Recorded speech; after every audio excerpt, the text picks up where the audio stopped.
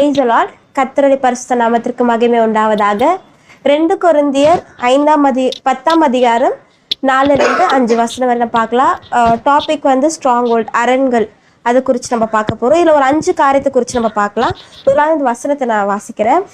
எங்களுடைய போராயுதங்கள் மாம்சத்துக்கு ஏற்றவைகளாக இராமல் அரண்களை நிர்மூலமாக்குறதற்கு தேவ பலம் உள்ளவைகளாக இருக்கிறது.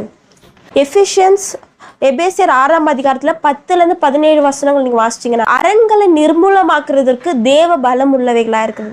அரண் எதுன்னு பார்த்தீங்கன்னா, நமக்குள்ள சின்ன வயசுலேருந்து நிறைய காரணம் மற்றவங்களாம் ஹர்ட் ஆகி வாழ்ந்துருக்கலாம், மன்னிக்க முடியாத தன்மைகள், ஆர்கியூமெண்ட், இந்த காரியங்கள்லாம் பார்த்தீங்கன்னா நமக்குள்ளே ஒரு ஸ்ட்ராங் ஹோல்டை ஒரு அரண் போல் மாறி இருக்கும்.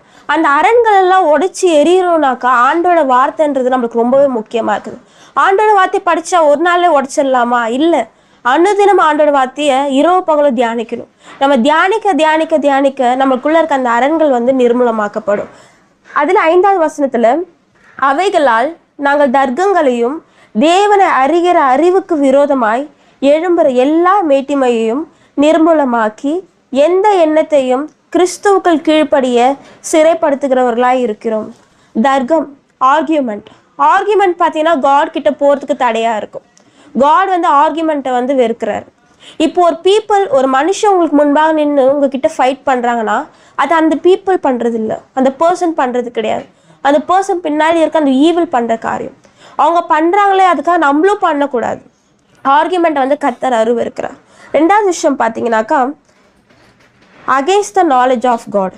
ஸோ ஆண்டோட வார்த்தைக்கு வெளியில் இருக்கிறது எல்லாமே ஒரு பொய்.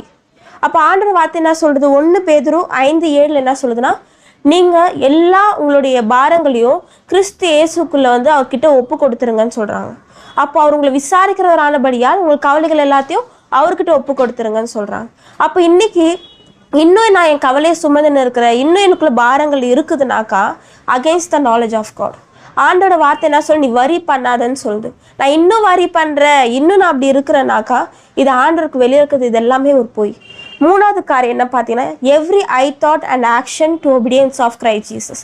எல்லா எண்ணங்களையும் கிறிஸ்துவுக்கு கீழ்ப்படுத்துங்க, சிறைப்படுத்துங்கன்னு சொல்லிட்டு பவுல் சொல்கிறார். அப்போது நம்ம என்ன பண்ணணும்?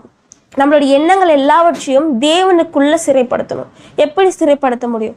ஆண்டோட வார்த்தையை நம்ம சிறைப்படுத்தணும்.